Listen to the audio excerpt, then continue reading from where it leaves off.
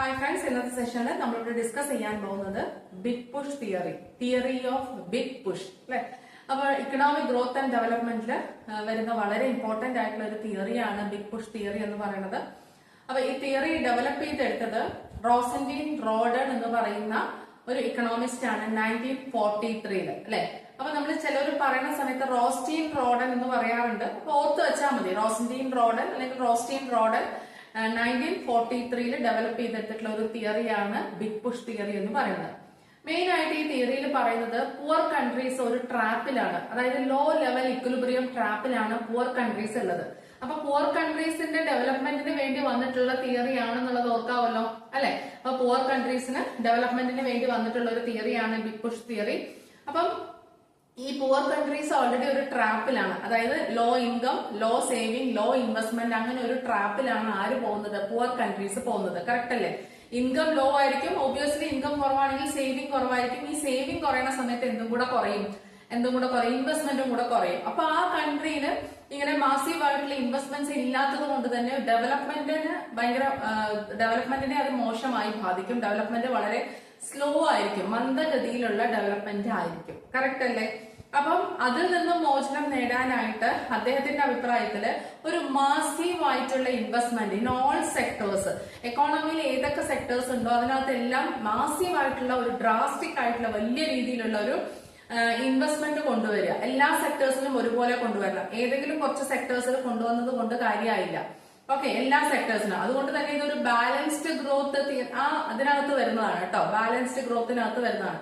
അതായത് എല്ലാ സെക്ടേഴ്സിലും ഒരേപോലെ മാസീവ് ആയിട്ടുള്ള ഡ്രാസ്റ്റിക് ആയിട്ടുള്ള ഇൻവെസ്റ്റ്മെന്റ്സ് കൊണ്ടുവരികയാണെന്നുണ്ടെങ്കിൽ ഡെഫിനറ്റ്ലി അതിനെ ഒന്ന് പുഷ് ചെയ്യാൻ പറ്റും. എന്ന് വെച്ചാൽ പെട്ടെന്ന് തന്നെ ഡെവലപ്മെന്റ് പ്രോസസ്സിലേക്ക് നമുക്ക് അല്ലെ ആ ഒരു ചുവടുവയ്പ് കുറച്ചും കൂടെ ഫാസ്റ്റ് ആവും. അല്ലാതെ ഈ അങ്ങിങ്ങായിട്ട് ഓരോ സെക്ടറിൽ ചെറിയ രീതിയിൽ എന്തെങ്കിലുമൊക്കെ ചെയ്തിട്ട് പുവർ കൺട്രിയിൽ ഒരിക്കലും ദാരിദ്ര്യം ഇല്ലാതെ ആവുന്നില്ല, അല്ലെങ്കിൽ ആ പുവർ കൺട്രി ഒരിക്കലും ഡെവലപ്മെന്റ് എന്ന് പറയുന്ന സ്റ്റേജിലോ ആ ഡെവലപ്പിംഗ് എന്ന് പറയുന്ന ആ ഒരു പാതയിലോ എത്തുന്നില്ല എന്നാണ് ആര് പറയുന്നത്, റോസ്റ്റീൻ റോഡൻ പറയുന്നത് അല്ലെ. അതൊരു കണക്കിന് ശരിയാണ് താനും.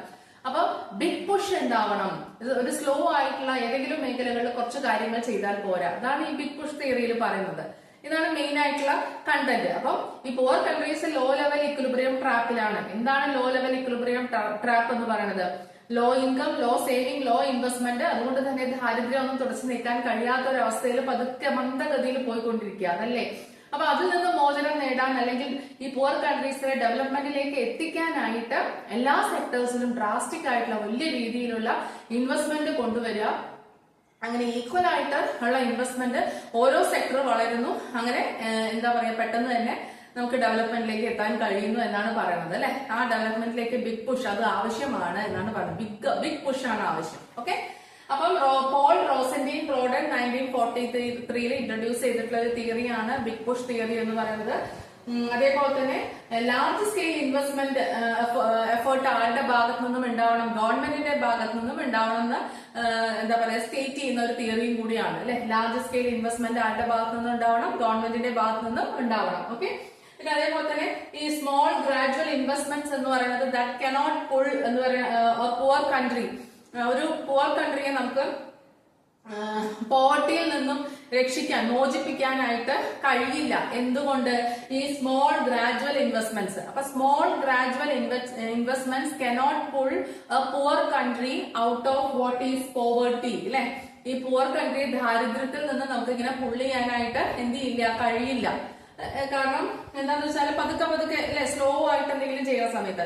നേരെ മറിച്ച് നമ്മൾ എങ്ങനെ ചെയ്യണം, മാസീവ് ആയിട്ടുള്ള, അതേപോലെ തന്നെ കോർഡിനേറ്റഡ് ഇൻവെസ്റ്റ്മെന്റ്. നമ്മൾ പറഞ്ഞില്ലേ എല്ലാ സെക്ടേഴ്സിലും അല്ലെ, അങ്ങനെ കോർഡിനേറ്റഡ് ആയിട്ടുള്ള ഒരു investment across many sectors. Okay, at the same time to start growing.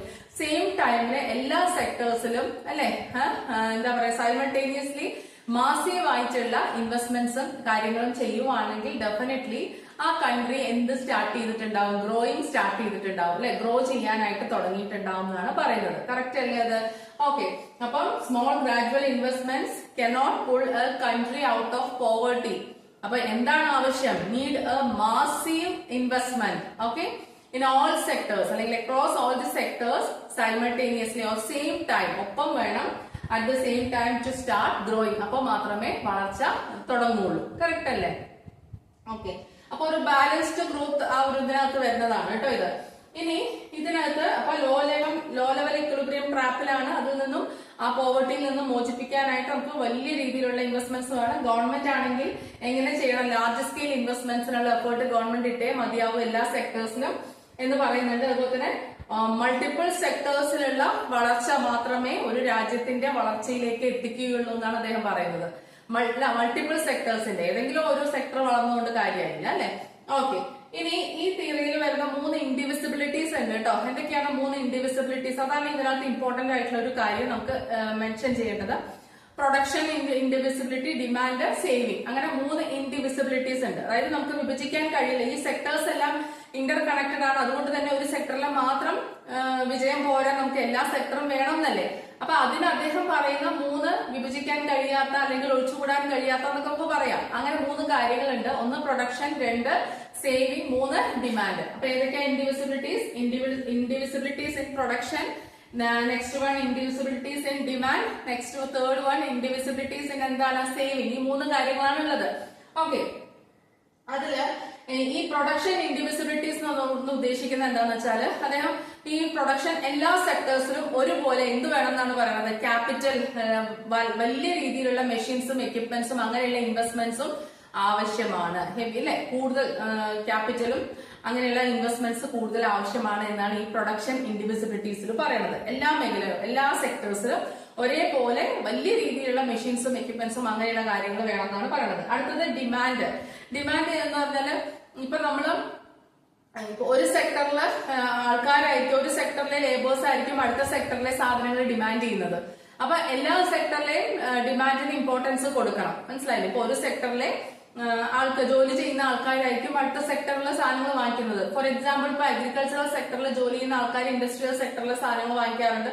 Industrial സെക്ടറിൽ ജോലി ചെയ്യുന്നവർ അഗ്രികൾച്ചറൽ സെക്ടറിൽ വാങ്ങിക്കാറുണ്ട്. അതുപോലെ സർവീസ് സെക്ടറിൽ ജോലി ചെയ്യുന്നവർ ഈ അഗ്രികൾച്ചറും ഇൻഡസ്ട്രിയൽ സാധനങ്ങൾ വാങ്ങിക്കാറുണ്ട്. അപ്പൊ അതുകൊണ്ട് തന്നെ ഈ ഡിമാൻഡ് ഇൻഡിവിസിബിലിറ്റി, അപ്പൊ എല്ലായിടത്തും ഒരേപോലെ ഡിമാൻഡ് ക്രിയേറ്റ് ചെയ്യണം. അപ്പൊ എല്ലാ മേഖലകളും ഒരുമിച്ച് വികസിച്ച് വന്നാലേ എല്ലാ മേഖലകളിലെയും ആൾക്കാർക്ക് ഇൻകം ഉണ്ടാവുകയുള്ളൂ. എങ്കിൽ മാത്രമേ ഇവർ പരസ്പരം അങ്ങോട്ടും ഇങ്ങോട്ടും പല സെക്ടേഴ്സിൽ നിന്നും സാധനങ്ങൾ വാങ്ങിക്കുകയുള്ളൂ. കറക്റ്റ് അല്ല. അതുകൊണ്ട് ഏതെങ്കിലും ഒരു മേഖലയിൽ മാത്രം ഇൻകം ജനറേറ്റ് ചെയ്തുകൊണ്ട് കാര്യമായില്ല എന്നാണ് പറയുന്നത്. മനസ്സിലായില്ലേ? അടുത്തത് സേവിങ്സ്. അപ്പം നമ്മൾ പറഞ്ഞിട്ടുണ്ട് ഓൾറെഡി പുവർ കൺട്രീസ് ഇങ്ങനെ ട്രാപ്പിലാണ്. Low income, low saving, low investment. അതുകൊണ്ട് വീണ്ടും വീണ്ടും ബാക്കിലേക്ക് ഇങ്ങനെ ആ ഒരു വിഷ്യസ് സർക്കിൾ കറങ്ങിക്കൊണ്ടിരിക്കുകയാണ്. വീണ്ടും ബാക്കിലോട്ടാണ് ആവുന്നത് അല്ലെ, ഒരു ബാക്ക്വേർഡ് ആയിട്ടുള്ള ഇതാണ് കാണുന്നത്. അപ്പൊ അതുകൊണ്ട് തന്നെ ഈ എല്ലാ സെക്ടേഴ്സും ഇങ്ങനെയുള്ള വികസനങ്ങൾ വരുന്ന സമയത്ത് പതുക്കെ എന്തും കൂടും, സേവിങ്ങും കൂടും, അങ്ങനെ ഡ്രാസ്റ്റിക് ഇൻവെസ്റ്റ്മെന്റും ഉണ്ടാവും എന്നാണ് പറയുന്നത്. അതാണ് ഈ സേവിങ്ങിൽ പറയുന്നത് കേട്ടോ. അപ്പൊ indivisibilities in production, demand, saving. Okay, അപ്പൊ സേവിങ് കൂടിയാൽ മാത്രമേ, നല്ല രീതിയിൽ സേവിങ് കൂടിയാൽ മാത്രമേ എല്ലാ സെക്ടേഴ്സിലും ഇൻവെസ്റ്റ്മെന്റ്സും ഉണ്ടാവുള്ളൂ. അപ്പൊ എല്ലാ സെക്ടേഴ്സിലും ഇൻകം ജനറേഷൻ, എല്ലാ സെക്ടേഴ്സിലും സേവിങ്, എല്ലാ സെക്ടേഴ്സിലും ഇൻവെസ്റ്റ്മെന്റ്, ഇത്രയും കാര്യങ്ങളാണ് പറയുന്നത്. ഓക്കെ, ഇനി അതിന്റെ ഒരു ഡയഗ്രമാറ്റിക് റെപ്രസെന്റേഷൻ ഉണ്ട് ബിഗ് പുഷ് തിയറിയുടെ. അതിൽ ഇങ്ങനെയാണ് ഡയഗ്രാം വരുന്നത്. എക്സ് ആക്സിസിൽ ലേബറും വൈ ആക്സിസിലും പ്രൊഡക്ഷനും ആണ് മെഷർ ചെയ്യുന്നത് കേട്ടോ. എക്സ് ആക്സിസിൽ ലേബറും വൈ ആക്സിസിൽ പ്രൊഡക്ഷനും ആണ്. എനിക്കറിയില്ല ഡയഗ്രാം അത്രയും ക്ലാരിറ്റി ഇല്ലെങ്കിൽ ശ്രദ്ധിക്കാം. ഇപ്പൊ നമുക്ക് 2 മെയിൻ ലൈൻ ആണ് കേട്ടോ ഇവിടെ വരുന്നത്. ഒന്നതാ കണ്ടോ, ഇവിടെ നിന്ന് ഇങ്ങനെ പോകുന്ന ഒരു ലൈൻ, അത് ഇച്ചിരി കടുപ്പിച്ച് വരയ്ക്കുക, സ്ട്രൈറ്റ് ലൈൻ. ഓക്കെ, എം എന്ന് പേര് കൊടുക്കുക. ഓക്കെ, അത് കഴിഞ്ഞ ശേഷം ഒറിജിനിൽ നിന്ന് സ്റ്റാർട്ട് ചെയ്യുന്ന ഒരു ലൈൻ. ഓക്കെ, അതെന്താണ്, ടി എന്ന് പേര് കൊടുക്കുക. ഓക്കെ, അപ്പൊ എം ടി അങ്ങനെ 2. പിന്നെ അത് കഴിഞ്ഞിട്ട് ഒറിജിനിൽ നിന്നും സ്റ്റാർട്ട് ചെയ്യുന്ന 2 ഡോട്ടഡ് ലൈൻസ് ആണ് നമുക്ക് പോകുന്നത്. First one is this and the second one is this. Okay, അങ്ങനെ 2 എന്ത് പോകുന്നുണ്ട്, ഒറിജിനിൽ നിന്നും. ഇതല്ലേ ഒറിജിൻ, ഇതിൽ നിന്നും സ്റ്റാർട്ട് ചെയ്യുന്ന 2 ഡോട്ടഡ് ലൈൻസ് കൂടി ഉണ്ട്. ഇനി ഓരോന്നും എന്താണെന്ന് ഞാൻ പറഞ്ഞുതരാം. ഈ എം എന്ന് പറയുന്നത് മോഡേൺ സെക്ടർ. ഇവിടെ ഈ തിയറിയിൽ അസ്യൂം ചെയ്യുന്നത് 2 സെക്ടേഴ്സ് ഉണ്ടെന്നാണ്. എന്തൊക്കെയാണ്? മോഡേൺ സെക്ടറും ട്രഡീഷണൽ സെക്ടറും. അപ്പൊ മോഡേൺ സെക്ടറിന്റെ ലൈനാണ് ഇവിടെ എം എന്ന് കാണിക്കുന്നത്, ട്രഡീഷണൽ സെക്ടർ ടി എന്ന് പറയുന്നത്. മോഡേൺ സെക്ടർ കുറച്ചും കൂടെ സ്റ്റീപ്പ് ആയിട്ടാണ് പോകുന്നത്, കുത്തനെ നമ്മൾ പറയില്ലേ. എന്താ കാരണം? ഫാസ്റ്റ് ഗ്രോയിങ് സെക്ടർ ആണ്. ഓക്കെ, ഫാസ്റ്റ് ആയിട്ട് ഗ്രോ ചെയ്യും അല്ലെ. വളരെ എന്താ പറയാ, ദ്രുതഗതിയിൽ വളരുന്ന സെക്ടർ, മേഖല ഏതാണ്? Modern sector. കാരണം എന്താ, വൻകിട നിക്ഷേപം, വലിയ എന്താ പറയാ മെഷീനറീസും കാര്യങ്ങളും യൂസ് ചെയ്തു, മാസീവ് ആയിട്ടുള്ള investment, massive production, mass production, അതെല്ലാം ഉള്ളത് കൊണ്ട് തന്നെ മോഡേൺ സെക്ടർ കുറച്ചും കൂടെ സ്റ്റീപ്പായിട്ട് കുത്തനെ വളരുന്നു, വെച്ചാൽ ഫാസ്റ്റ് ആയിട്ട് വളരുന്നു ദാൻ ദി ട്രഡീഷണൽ സെക്ടർ. ആരെ വെച്ച് നോക്കുന്ന സമയത്ത് ട്രഡീഷണൽ സെക്ടർ ട്രഡീഷണൽ സെക്ടർ എന്ന് പറഞ്ഞാൽ പരമ്പരാഗത സെക്ടർ. അപ്പൊ അവിടെ പ്രൊഡക്ഷൻ ടെക്നോളജി ഒക്കെ കുറച്ച് ഔട്ട്ഡേറ്റഡ് ആയിരിക്കും, കുറച്ച് പഴയതും അങ്ങനെയൊക്കെ ആയിരിക്കും. മാസ് പ്രൊഡക്ഷൻ അതിനൊന്നും ഇമ്പോർട്ടൻസ് ഇല്ലാത്ത ഒരു സെക്ടറാണ് ട്രഡീഷണൽ സെക്ടർ. അതുകൊണ്ട് തന്നെ അത് ഗ്രോ ചെയ്യുന്നത് കുറച്ച് സ്ലോ ആണ്, slower than the modern sector. Modern സെക്ടറിനേക്കാളും സ്ലോ ആയിട്ടാണ് ഗ്രോ ചെയ്യുന്നത് എന്ത് ട്രഡീഷണൽ സെക്ടർ എന്ന് പറയുന്നത്. നോക്കിക്കോളൂ, ഇതാണ് ലൈൻ വരുന്നത്. ഓക്കെ, അപ്പൊ ഇത് നോക്കി പതുക്കെയല്ലേ വളരുന്നത്. ഓക്കെ, അപ്പൊ ഇത് ട്രഡീഷണൽ സെക്ടർ. ഇനി രണ്ട് ഡോട്ടഡ് ലൈൻസ് ഉണ്ട്. അതിൽ ഫസ്റ്റ് വൺ, താഴെ നിന്നും ഫസ്റ്റ് വൺ W1 താഴെ നിന്നും സെക്കൻഡ് വൺ മുകളിലേക്ക് വരുന്നത് W2 ആണ്. അത് W1 എന്ന് പറയുന്നത് ട്രഡീഷണൽ സെക്ടറിന്റെ വേജ് റേറ്റും W2 എന്ന് പറയുന്നത് മോഡേൺ സെക്ടറിന്റെ വേജ് റേറ്റും. അപ്പം ട്രഡീഷണൽ സെക്ടറിന്റെ വേജ് റേറ്റ് ലോ ആണ് when compared to the wage rate of what is modern sector. Modern സെക്ടറിന്റെ വേജ് റേറ്റ് കമ്പയർ ചെയ്യുന്ന സമയത്ത് ട്രഡീഷണൽ സെക്ടറിന്റെ വേജ് റേറ്റ് എങ്ങനെയാണ്? ലോ ആണ്. മനസ്സിലായില്ലേ? ഓക്കെ, അപ്പം ട്രഡീഷണൽ സെക്ടറിൽ W1 വേജ് ആണെങ്കിൽ മോഡേൺ സെക്ടറിൽ ഇച്ചിരി കൂടെ കൂടുതലാണ്, മുകളിലേക്കാണ് എന്താണ് W2 വേജ് ആണ്. അതുകൊണ്ട് തന്നെ അവിടെ ഡെവലപ്മെന്റ് കൂടുതൽ. അപ്പൊ അവിടുത്തെ ലേബേഴ്സിന് ഇൻകം ഉണ്ട്, അപ്പൊ അവർ കൂടുതൽ ഡിമാൻഡ് ചെയ്യുന്നു. വീണ്ടും അവിടെ ആ ഡിമാൻഡ് ഉള്ളതുകൊണ്ട് പ്രൊഡക്ഷൻ കൂടുന്നു, വീണ്ടും പ്രോഫിറ്റ് കൂടുതൽ, ഇൻവെസ്റ്റ്മെന്റ് കൂടുതൽ, അങ്ങനെ അത് വളർന്നുകൊണ്ട് പോവുകയാണ്. പക്ഷെ ട്രഡീഷണൽ സെക്ടറിൽ വേജ് റേറ്റ് കുറവായതുകൊണ്ട് തന്നെ ഇൻകം കുറവ്, സേവിങ് കുറവ്, അല്ലെ, ഡിമാൻഡ് കുറവ്, പ്രൊഡക്ഷൻ കുറവ്, അങ്ങനെ വീണ്ടും താഴോട്ട് പോകുന്ന ഒരു ഇതാണ് ഇവിടെ പറയുന്നത്. ഓക്കെ, ഇനി അതേപോലെ തന്നെ ഈ ട്രഡീഷണൽ സെക്ടറിൽ H എന്ന് പറയുന്ന ലേബർ ആണ്. പ്രൊഡക്ഷൻ 0 ആയിരിക്കുമ്പോൾ H എന്ന് പറയുന്ന ലേബർ ആര് അപ്പോയിന്റ് ചെയ്യുന്നുണ്ട്? Modern sector. അപ്പൊ എന്തിനു വേണ്ടിയിട്ടാണ് നമ്മുടെ ഓഫീസ് ജോലി, അങ്ങനെ ഒരു പ്രൊഡക്ഷൻ, ഒരു ഫേം സ്റ്റാർട്ട് ചെയ്യുന്നതിനേക്കാൾ മുമ്പ് ഇനീഷ്യലി കുറച്ച് പേരെ വർക്ക് ചെയ്യിപ്പിക്കും. അപ്പൊ H എന്ന് പറയുന്ന amount of labour even production 0 ആയിരുന്നപ്പോൾ പോലും അപ്പോയിന്റ് ചെയ്യാൻ ആർക്ക് കഴിയും? മോഡേൺ സെക്ടറിന് കഴിയും. എന്നാൽ ട്രഡീഷണൽ സെക്ടറിന് പ്രൊഡക്ഷൻ 0 ആണെങ്കിൽ ലേബറും 0 ആണ്, ആർക്കും എംപ്ലോയ്മെന്റ് ഓപ്പർച്യൂണിറ്റീസ് കൊടുക്കാൻ കഴിയില്ല. ആ ഒരു വേരിയേഷൻ ആണ് ഇവിടെ കാണിക്കുന്നത്. ഓക്കെ, അപ്പൊ ട്രഡീഷണൽ സെക്ടർ ഫാസ്റ്റ് ആയിട്ട് വളരുന്നു, വേജ് റേറ്റ് കൂടുതൽ, മോഡേൺ സെക്ടർ ഫാസ്റ്റ് ആയിട്ട് വളരുന്നു. ശ്രദ്ധിക്കണം, മോഡേൺ സെക്ടർ ഫാസ്റ്റ് ആയിട്ട് വളരുന്നു, കൂടുതൽ വേജ് റേറ്റ് കൊടുക്കുന്നു. അതേപോലെ തന്നെ ട്രഡീഷണൽ സെക്ടറിന് ലേബർ, അതായത് പ്രൊഡക്ഷൻ 0 ആയിരിക്കുമ്പോൾ ലേബറിന് അപ്പോയിന്റ് ചെയ്യാൻ കഴിയുന്നില്ല, പക്ഷെ ആർക്ക് കഴിയുന്നുണ്ട്? മോഡേൺ സെക്ടറിന് കഴിയുന്നുണ്ട്. ഈ ഒരു ഡിഫറൻസ് ആണ് പറയുന്നത്. അപ്പൊ എല്ലാ മേഖലകളിലും ഈക്വൽ ആയിട്ടുള്ള, മാസീവ് ആയിട്ടുള്ള ഒരു ഇൻവെസ്റ്റ്മെന്റ് എഫേർട്ട് ഗവൺമെന്റിന്റെ ഭാഗത്തു നിന്നുണ്ടാവണം. എല്ലാ സെക്ടറിലും ഒരേപോലെ ഒരു ഡ്രാസ്റ്റിക് ആയിട്ടുള്ള വലിയ ഇൻവെസ്റ്റ്മെന്റ്സ് ചെയ്യുകയാണെങ്കിൽ ഡെഫിനറ്റ്ലി ഈ ഒരു നമുക്ക് കൺട്രിയെ പോവർട്ടിയിൽ നിന്നും വിമോചിപ്പിക്കാനും പെട്ടെന്ന് ഡെവലപ്പിംഗ് എന്ന് പറയുന്ന, പുവർ കൺട്രിയെ ഡെവലപ്പിംഗ് എന്ന് പറയുന്ന ആ ഒരു രീതിയിലേക്ക് കൊണ്ടുവരാനും കഴിയും എന്ന് പറയുന്ന റോസ്റ്റീൻ റോഡൻ എന്ന് പറയാം. ഓക്കെ, അങ്ങനെ നമ്മൾ ആദ്യമൊക്കെ അങ്ങനെയാണ് പറഞ്ഞുകൊണ്ടിരുന്നത് കേട്ടോ. അപ്പൊ അദ്ദേഹത്തിന്റെ തിയറിയാണ് തിയറി ഓഫ് ബിഗ് പുഷ്. ഒരു ബിഗ് പുഷ് ആവശ്യമാണ്, സഡൻ ഒരു ഗ്രോത്ത്.